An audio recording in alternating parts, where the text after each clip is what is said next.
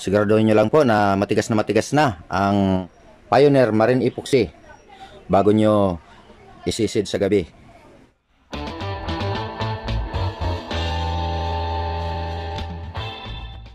Hello mga katiknik, welcome back po sa ating munting channel. So ngayon po, ang papakita ko naman sa inyo ngayon ay kung paano gawing waterproof ang ordinaryong flashlight.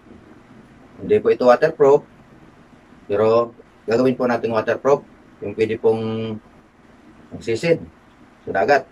Ganda po ito doon sa mga mahilig sumisid ng gabi. Ganon din po doon sa mga mahilig mag night swimming ng gabi. Kailangan po ninyong magdala ng waterproof flashlight. Ngayon ipapakita ko na sa inyo kung paano ito gagawing waterproof, kasi hindi po ito waterproof. Gagawin po natin waterproof na pwede ninyong ipagsisid sa dagat. Dahil nga po ito ay gagamitin natin sa dagat o sa tubig, ay kakailanganin natin ang Pioneer Marine Epoxy. Ayan. Ito po ang ating kailangan. Pioneer Marine Epoxy. ENB po ito. Kailangan itong paghaluin. So ayan, umpisa na po natin. Gagawin po natin ngayon ay lalagyan muna natin ng epoxy yung gilid nitong salamin, yung paikot po dito sa gilid ng salamin ng flashlight. Kaya kailangan po natin maghalo nitong Pioneer Marine Epoxy. Ayan. Kumuha lang po ng yung sakto lang. Estimate lang po ninyo doon sa paggagamitan. Konti lang naman po yun. Ayan.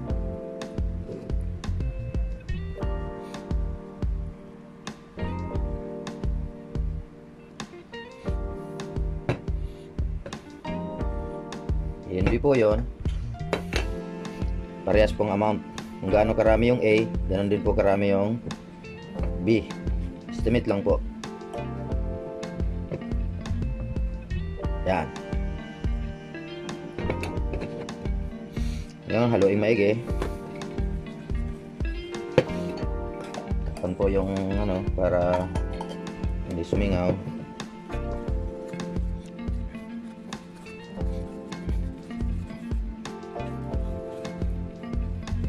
Yan, haluin pong mabuti.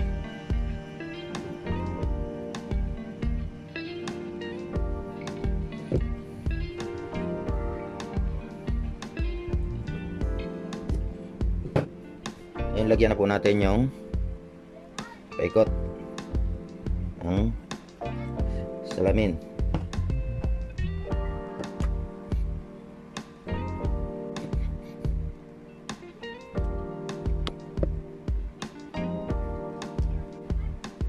Hindi naman po ito masyadong mabilis tumigas, kaya easy lang po sa paglagay.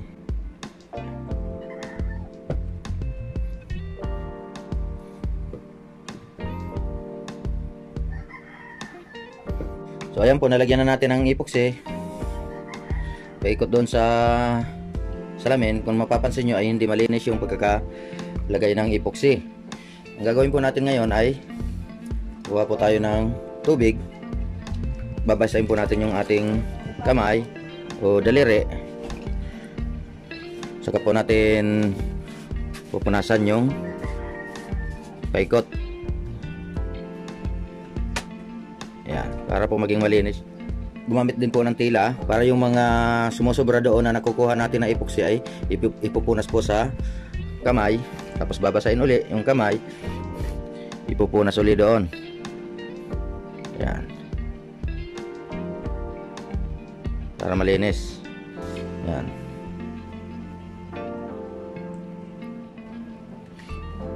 Kunin yung mga sobra, mga sumusobrang epoxy. Punasan din yung labas.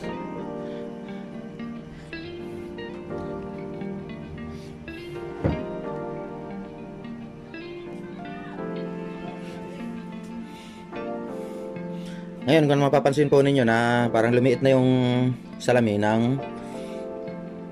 ng ating flashlight, pupunasan lang po ng tila. Alisin po yung mga nasa gitna, yung mga epoxy na nasa gitna. Nasa gitna na ng salamin. Medyo matagal naman po ito, kaya ito pa ang dapat gamitin para hindi po agad tumigas, kasi mayroon po nitong epoxy na mabilis tumigas, ay kakapusin po sa oras. Kaya mas maganda po ito na yung hindi agad matigas.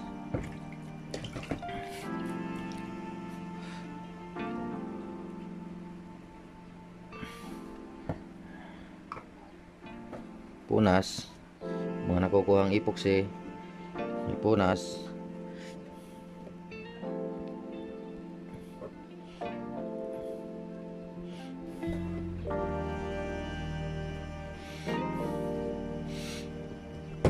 Basahin ang tila at linisin yung salamin. Linisin po yung salamin ng mga anuhan ng epoxy para malinis po. So ayan, okay na. Nalinis na natin. Ang gagawin lang po muna natin ngayon ay hayaan lang po muna natin siyang tumigas. Hayaan po natin ng mga ilang minuto hanggang po sa ito po ay tumigas, kasi ang ginamit nga po natin hindi naman po ito yung mabilis tumigas, para nga po naayos natin yung trabaho. Kaya hindi po tayo pwedeng gumamit ng napakabilis tumigas na epoxy. At ito po yung epoxy na talagang bagay doon sa paggagamitan natin, kasi ito po ay gagamitin natin sa dagat o sa tubig, ay kaya po tayo gumamit ng Pioneer Marine Epoxy. Ito po yan, A and B. Pinaghahalo po ng parehas na dami. Yan. Hayaan na lang po muna natin ng ilang minuto yan dyan, hanggang sa yung hindi na po tutulo ang epoxy na nilagay natin. Tapusin lang po ninyo ang video na to, kasi hindi po dito nagtatapos ang ating waterproof flashlight. Mayroon pa pong susunod na proseso na dapat nating gawin. At ito na nga po, pagkalipas ng ilang minuto ay ito na siya. Hindi pa siya ganong matigas, pero ang importante pag pinatagilid mo gano'n ay hindi na tutulo yung epoxy na nilagay natin.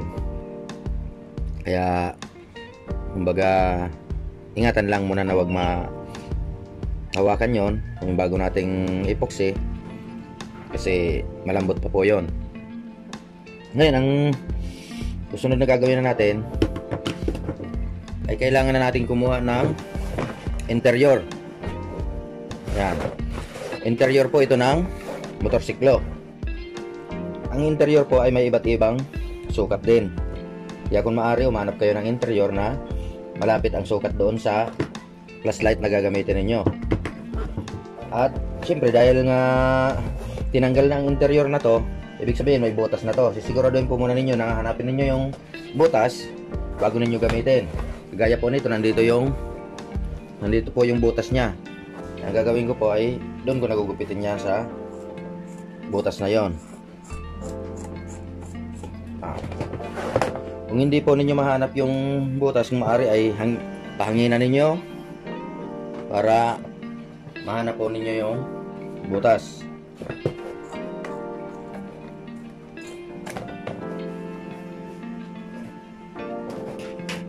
Interior po ng motorsiklo. Mayroon pa po ako ditong isang interior. Ito yung medyo maliit ito, kasi ito yung sakto doon sa flashlight na gagamitin ko. Ito pong isa na to, ito po yung mas malaki po ang interior na to. Gagamitin ko na lang ito na pang tali, kasi tatalian po natin yan. Ngayon ang susunod kong gagawin, ito po yung interior. Yan, isusuot na po yan dyan. Medyo masikip po itong interior. Mas maganda nga po yung sakto lang talaga. Ito pong interior na to ay medyo masikip, pero okay lang po yung medyo masikip, basta may pasok po.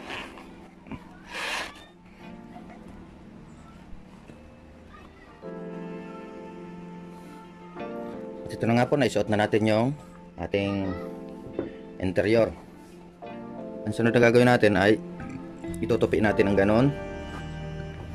Tansyan nyo lang yung switch na hindi aabote ng yung puputulin, yung switch ng flashlight kung hanggang saan dapat wag aabote ng putol ng interior. So hanggang dito yung switch, nandito yung switch hanggang dito naman natin puputulin.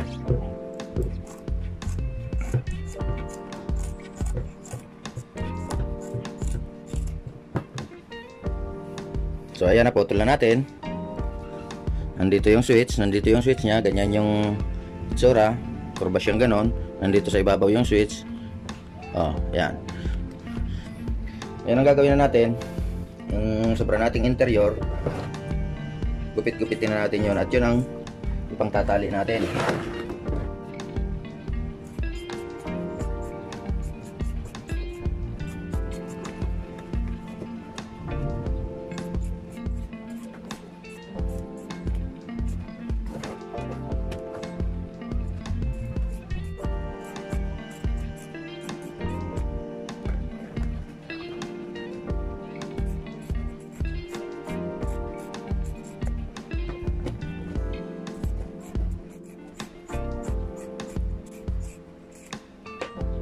So ayan, meron na tayong pangtali. Una nating tatalian dito. Dito ang una nating tatalian. Tatalian natin ang mahigpit na mahigpit. Yung pinakang higpit nyo na ng pagkakatali.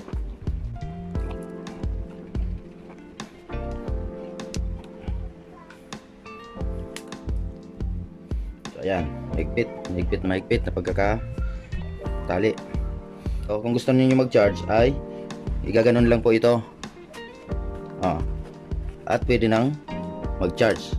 Ayan. Ito po yung charger nya. Pag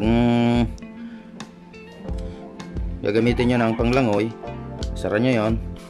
Ayan. Ayan. Tapos itutupi ito. Tutupi na ganyan bago tatalian ang interior, yung pinakahigpit nyong tali.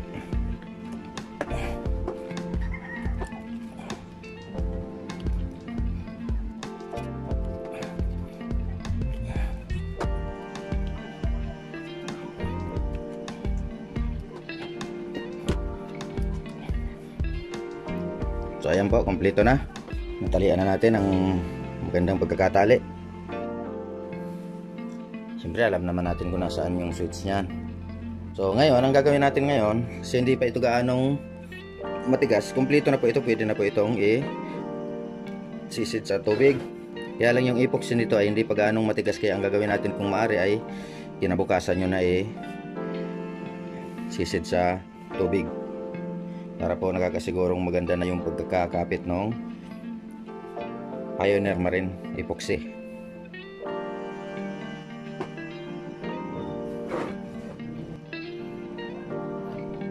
Ayan na po. Siguraduhin nyo lang po na matigas na ang Pioneer Marine epoxy bago nyo isisid sa gabi. Dito na nga po, matigas na yung ating nilagay na epoxy. Ngayon susubukan na natin ito sa tubig. Po yung balde na may tubig. Dito naman pailawin na natin. Ayan. Ayan, ilalagay na natin yan dun sa tubig. Patayin natin ang ilaw para mas kitang kita. Ayan. So ayan po, sana may natutunan naman kayo sa aking video.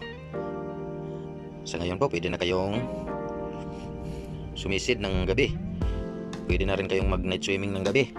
Huwag po sa araw mag night swimming, sa gabi po, kasi ang flashlight pong ito ay para sa gabi. Yan, kung nagustuhan nyo po ang aking video, paki-click naman ang like.